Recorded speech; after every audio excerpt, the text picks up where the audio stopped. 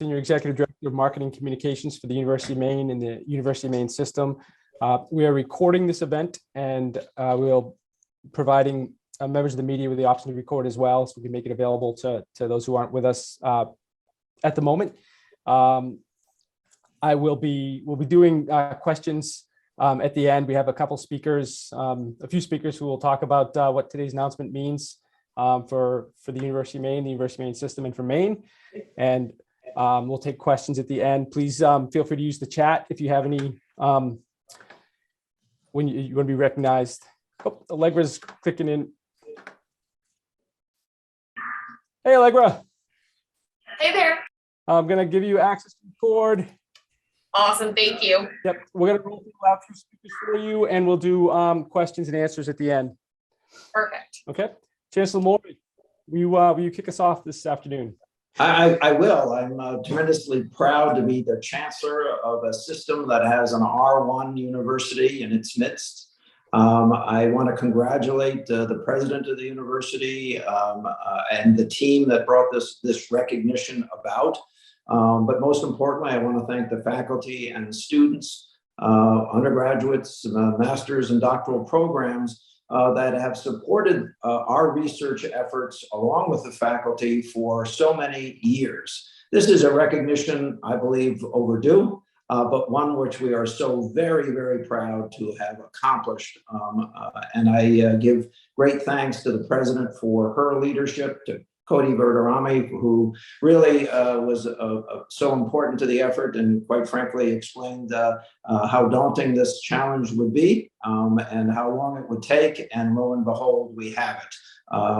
Let me also say to the people of Maine, you should be extremely proud that Maine now has an R1 university in its as part of our system, and our students do not have to go to another state to be educated at an R1 research institution. And that is a great day for all the people of Maine. And we hope to continue to play a leading role in developing Maine's economy. And that effort will be strengthened by this recognition.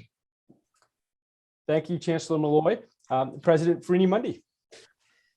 Thank you, Dan. I join the Chancellor in expressing my pride at being a part of this incredible team, this incredible university that has achieved a well-deserved recognition today. It's the result of really years of work, making explicit this goal to become R1 in 2019.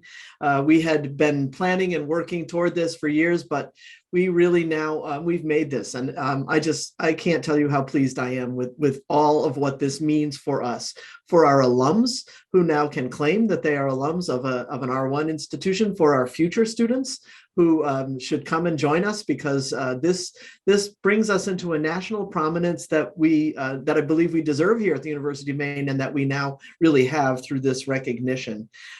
This kind of research designation is really something that spans across an entire research enterprise. So faculty, staff, students, our partners in the private sector, our partners across the state, all of those who've been a part of growing our R&D enterprise, our ability to have the facilities, the labs, the talent, the assets here on this campus to solve problems at the international and national and state level, and in particular as the land-grant university to be a resource to the state of Maine that spans this entire state. Very important and wonderful that we're able to have this recognition today. We have now the opportunity for students in Maine to be attending a true global university with access to all of what that brings. And I'm so pleased again to be a part of this announcement this afternoon. With that, I'm going to introduce colleagues who each will say a few words. So we'll begin with Paul Meyer. President Farini Mundy. We're going to introduce attendees who are available to help us with questions at the end, and then we'll have a few speakers. I apologize for not making that clear. Yep. That was my fault, not Dan's fine instructions. So I'm happy to introduce a few attendees who are some of our superstars, and they will be here to answer your questions. So first, Paul Majewski, will you just wave so that folks know? They can see your name, I suppose. Dr. Majewski is the professor and director of UMaine's Climate Change Institute. breaking news for Professor Majewski today with a piece that's being published in Nature Portfolio, the Journal of Climate and Atmospheric Science, about human-induced climate change impacting the highest reaches of the planet based on the Mount Everest expedition. So again, just sort of everyday news here. It's extraordinary now. I will also introduce Melissa Mcginnis, professor of microbiology and lead of the associate professor of microbiology and lead of our University of Maine System Science Advisory Board, a fantastic colleague who continues her own outstanding work in applying for and achieving success with outside funding and continues to lead our scientific discussions around the pandemic. Jake Ward. Jake? I think Jake was able to join us. Jake is unable to join us, but Ashley we can make him Forbes is available. here. Yep. Okay. Then Jason Charland, who is the senior advisor to the president and director of research development. He has been key in all of this effort to get us to this place, working behind the scenes and working closely with faculty to help develop their opportunities to seek external funding. And then Pips Veazey, who has joined us relatively recently as the director of the University of Maine Portland Gateway, one of our offices in Portland now that is really seeking to be sure that the community in the southern part of the state has access to all of us. So with that, have I missed anybody in that part?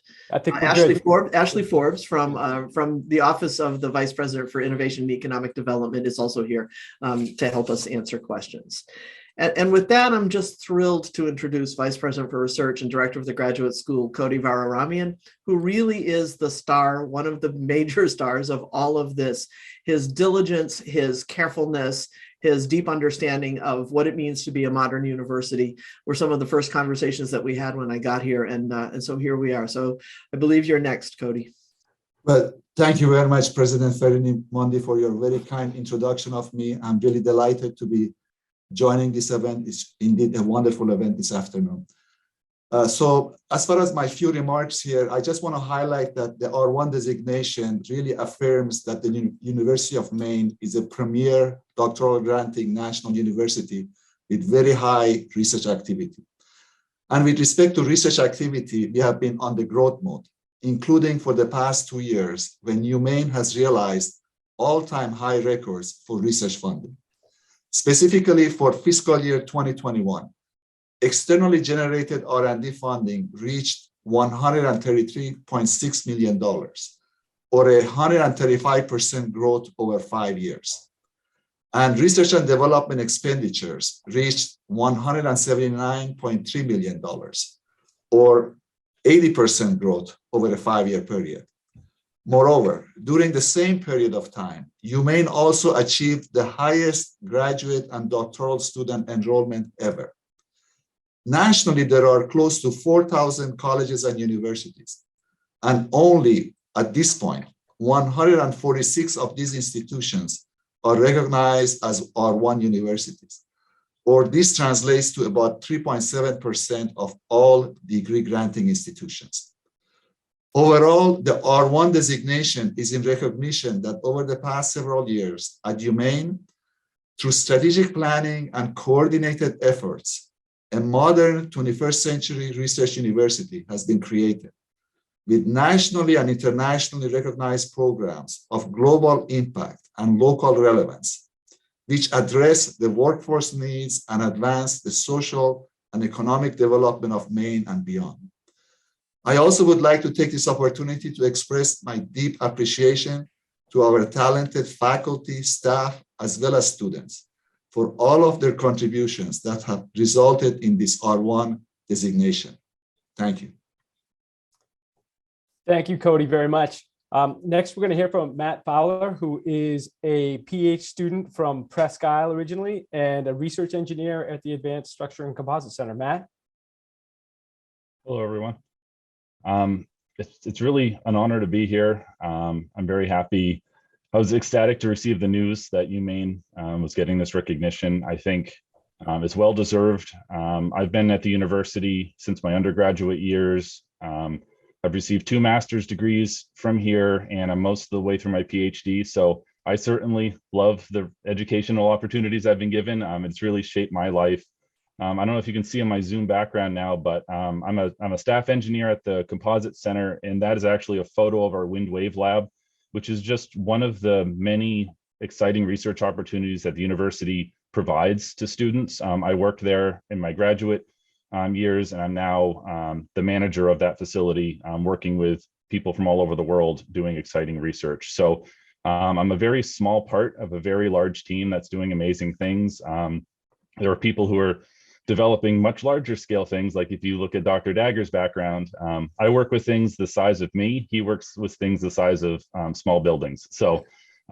it's really a tremendous opportunity to be here. And these are the types of opportunities that I think an R1 designation it'll give more perspective and more availability to people, help us recruit people to come to Maine. I've tried to recruit people to come here in the middle of February, and that's sometimes tough when they're driving through 2 feet of snow. But just you can't argue with the caliber of research we're doing, and the people I've worked with have really been top notch. So it couldn't be happier.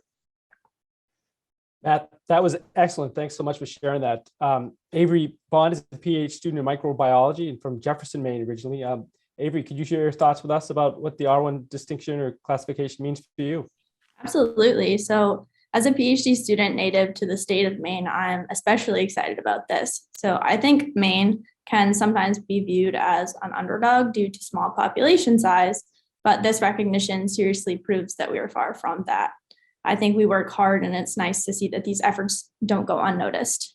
And so R1 classification makes UMaine more attractive overall to both faculty and students alike, as it speaks to the rigor and intensity of our research programs here. And this allows for our university to recruit exceptional students and faculty members, ultimately improving the overall quality of our research here. And additionally, opportunities for collaborations have already been plentiful, including a collaboration which has allowed me to work with SARS-CoV-2, which has been very cool. However, R1 status will encourage even more collaborations within our nation as well as globally, and that's always a wonderful thing. And on a personal level, my future degree will therefore become more prestigious, which could be especially significant during my job search post-graduation. And I just think this is really exciting overall. Thank you, Avery, very much. Next, we're going to hear briefly from Assistant Vice President for Research and School of Forest Resources Professor Sandra Thay Deleste Stone. Sandra. Thank you, Dan. This is a very exciting week for us all. The R1 classification is a recognition of the innovative, creative, and important work being conducted at UMaine in the science, technology, arts, and humanities. To me, this designation reflects the hard work, vision, and collaboration of our strategic leaders that set a clear goal and pathway, our productive faculty and researchers in diverse fields who are leading in many areas of research and arts and who are devoted to training our students, our graduate and undergraduate students who are essential to research and arts endeavors and who are making a huge difference globally and locally, to our committed staff who are integral to the grant writing, grant administration, and research compliance. And last but not least, our non-academic partners who contribute ideas, resources, and with which we work together in solving problems through our rigorous research and creative activity. So congratulations to you all, and thank you for making a difference. Sandra, thank you so much. And next we'll hear from Habib Dagher about bigger bridges and higher windmills because of R1. Not to set you up, but. What an exciting day for all of us. I'd like to thank our president, our chancellor, and our leadership here for setting a goal, and our vice president for research. But 36 years ago, when I came to the University of Maine, we would not have dreamt to be an R1 institution. It's a completely different university today than it was 36 years ago. 36 years ago, I worked in the basement of a lab that didn't have lights. Today, we have a 100,000 square foot lab that's world leading and recognized globally. Examples of research in offshore wind technology, UMaine leads the country in floating offshore wind research. UMaine leads the country in composite materials applied to bridges and infrastructure and runs a transportation center that includes all New England universities. UMaine leads the country in large-scale additive manufacturing, where we're printing boats, and then we've printed a 25-foot boat a couple of years ago, and we're about to print bigger ones going forward. So I'd like to thank also our congressional delegation, Senator Collins and King particularly, and Congressman Golden, Congressman Pingree, for all the support they've provided the university over the years to help us get to this point. Thank you very much, everyone. Thank you, Habib. So with that, I would welcome members of the media to ask if they'd like to have questions. If you'd like to be recognized in the chat, that's I found to be the most efficient way to do that. Or Chris, you took yourself off. You added your video. Would you like to go first? I guess that's the indication. Sorry, Yeah. I was just going to raise my hand. You know what? I guess this question could really be for anybody. It would probably be for perhaps Cody. I'm sorry, Mr. Varar. I'm sorry, Cody. I'm going to mispronounce your last name, but I want to make sure I get it right. Vararamian. Did I get it correct? Perfect. Perfect. Okay. Yeah. Sir, can you explain this designation? You guys have explained so well how this will attract not only a higher caliber of students, but as well as the faculty. And you talked a lot about the collaborations that have been going on.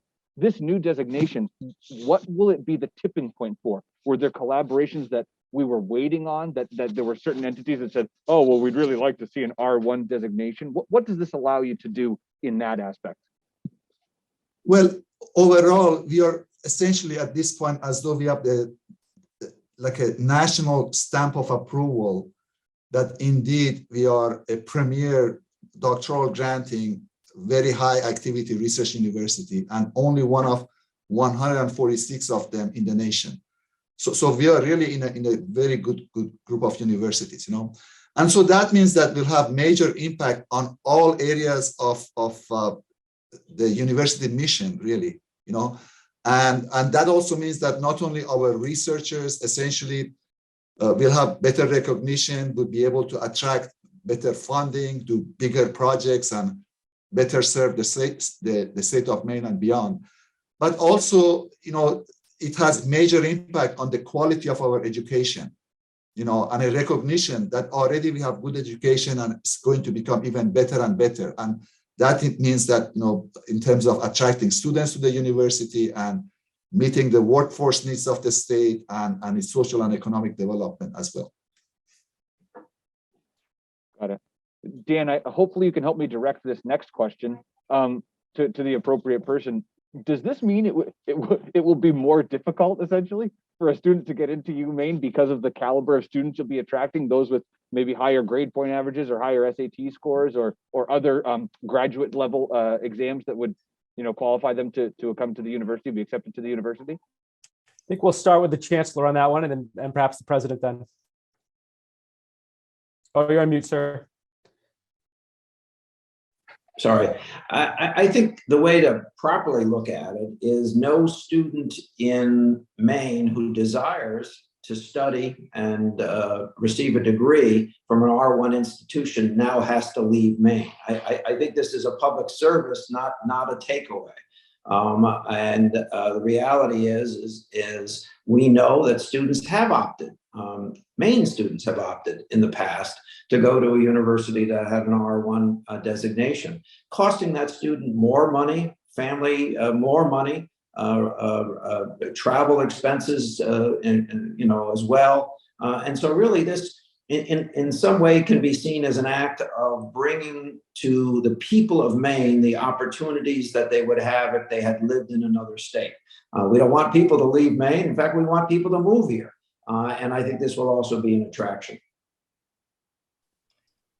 I'll just add to that in parallel with all of this activity, with a very strong focus on making research accessible and available to undergraduates, with our very generous funding from the Harold Alfond Foundation, we are piloting system-wide now across every university in the system the chance to engage in some kind of research as a first-year student, which we actually think will attract Maine students. They'll be excited. They'll be able to see ways that their education can lead them into careers and pathways if they are interested, that will help directly within the state of Maine.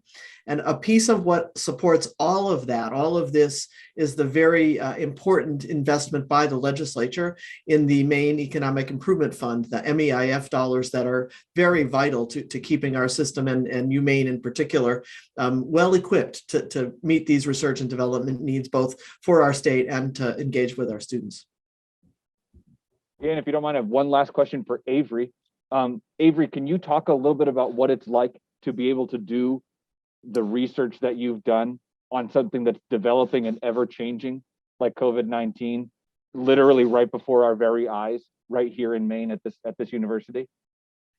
I'm just so excited about it. I think it's such a unique opportunity, and it's a relatively new opportunity. We are the only group that has utilized this facility to work with this pathogen, and I just think it's very exciting, and I'm sure there are opportunities elsewhere. But again, as a Mainer, I think it's very neat that we have these opportunities right here in the state. And I love the state of Maine, and most people that I know that have moved here also have fell in love with the state of Maine. So I think it's really important that we have these opportunities here. Thank you, Dan. You all set? I mean, you broadcast in 2 media markets, so we gave you one extra question. So, but thank you for. No, I want to make sure I give everybody else a chance too. I'll come back if I have more. Thank you, Chris, very much. Do we have any other questions from anyone? Allegra, James? Yes, I'd love to direct a question to Paul. Actually, your research focuses on Mount Everest, a place that is not quite a stone's throw away from Maine. How would you say the university, do you think you could have done this sort of research, at any other university? And how has the university, guided you and supported you in your studies and your findings on Mount Everest? I think the best way to start to answer that is to say that our university is filled with a remarkable amount of talent related to research and also support, not only administrative support in Cody's office, but also we have a group that does remarkable machining of that allows us to build drills to work in the places that we do, remarkable ability to store large amounts of data and synthesize that data. And it's particularly important in today's world in which we have so many grand challenges that require complex problem solving, to have an array of people similar to the types of people that we have in this university. I'll mention that the Climate Change Institute this year celebrating its 50th anniversary. We are one of the oldest climate research units in the world. And our accomplishments include not just organizing a massive program for National Geographic and Rolex on Mount Everest, but our faculty have also led traverses across Antarctica that have discovered new things about how Antarctica actually interacts with the rest of the world. We've been very much influenced in a new program called Navigating the New Arctic through the National Science Foundation. Because of the opening up of the Arctic and the warming, we've been pioneers in demonstrating that as the Arctic begins to warm, so in fact will we see changes in atmospheric circulation patterns, meaning all of the storms, the drought, and many other things, wildfires that are going on around the world. So while our institute, along with the rest of the university, ideally, we all do things that are very valuable to the state, in our case, we also work outside the state to be able to understand what sort of things influence our state, how is the world changing, what are the geopolitical implications for food insecurity, climate change, a variety of other things. And this is a great place to do it because Maine is right on the edge of the Arctic. Maine is will become one of the new crossroads with the Eastern Hemisphere. And we have obviously the proven ability to be able to conduct this research that's so important to understanding grand challenges. And I want to follow up with a question that really I think anybody can answer, and it was just touched on a little bit earlier. you mentioned, recruiting, students, keeping students in Maine that want to do this research, that want to experience the an R1 facility. What is your message to students, especially from Maine? What is your message to students as to how, they can benefit from this? I think I'll take that one to start and then probably pass it to Melissa maybe. But I think the message, which we're still of course crafting, is you come to UMaine. It's a relatively small university in the bigger scheme of things. You will get to know faculty in your earliest time here, and you'll get to be involved with them in their own research, their creative direction, creative development, their work in the arts and humanities. And that will prepare you in very important ways to be a problem solver, to engage with complexity in trying to understand the world around us, and will set you on a course for a career that is unmatchable in terms of what else you're able to get to do here. So Melissa probably could speak to this because she does some very interesting teaching of first and second year students that is research based. Thank you, President Freeney-Mundy. So I would tell students that they would have the opportunity at the University of Maine to engage in authentic research experiences that would provide them with transformative educational experiences that really propel them to the next level in their career, whether that may be graduate school or medical school or to go into the workforce. These experiences prepare them by providing critical thinking skills, analytical thinking skills, as well as professional development, and by learning communication skills, which are so important during this time, because it's one thing to be able to do research, but to be able to communicate that to the broader community is also very essential. So that's what I would tell our students. And I think also that this designation will not only help us to continue attracting exceptional students and faculty, but also opens up opportunities to recruit postdoctoral fellows, which really will help to drive research and innovation forward and continue to fuel the economy. Thank you, Thank Melissa. Yep. Good. And last question, if anyone has one more question.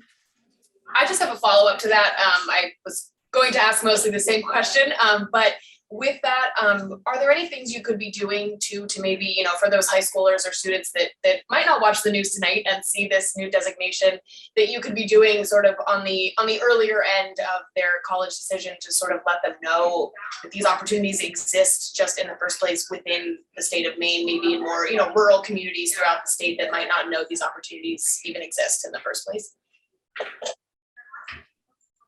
Absolutely. So we do engage with the community. So we have middle school students and high school students that visit our laboratories so that they can see research in action. We do also go out to schools to talk about the research that we're doing. We would invite them to come to the UMaine Student Symposium, which will be held April 15th. That would be a great way for students to see the research going on by undergraduates as well as graduate students, and also to engage in science across the state. So to engage in the Maine Science Festival, the Maine State Science Fair for high schoolers and middle school students. I would encourage them to get involved early to fuel all of their curiosity, and that will hopefully attract them to the University of Maine in the future. We're going to make some awesome TikTok videos with that Kruger event. I'll put the link. So the last word, we'll go to the Chancellor. Chancellor Malloy, do you have any last words for us today? Yeah, I would say that this is a momentous moment for the state of Maine, for the University of Maine, and quite frankly, for our other universities within our constellation. The reality is that the president of the University of Maine is also a vice chancellor, and in that role is attempting to stand up even greater efforts in research at all of our campuses. And I sometimes refer to Jason as the most popular person in the system because we are, in fact, very interested in assisting all of our professional staff on research. The other thing I would say is we are in the midst of doubling our output in engineering and computing.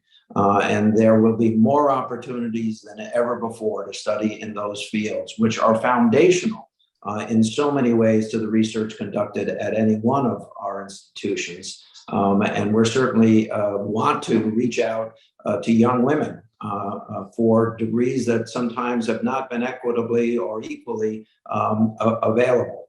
That's an important mission for us here in Maine. Otherwise, it's not a sunny day outside, but the sun is shining on the University of Maine at the moment. This is a great and happy day that we will all remember in our professional careers.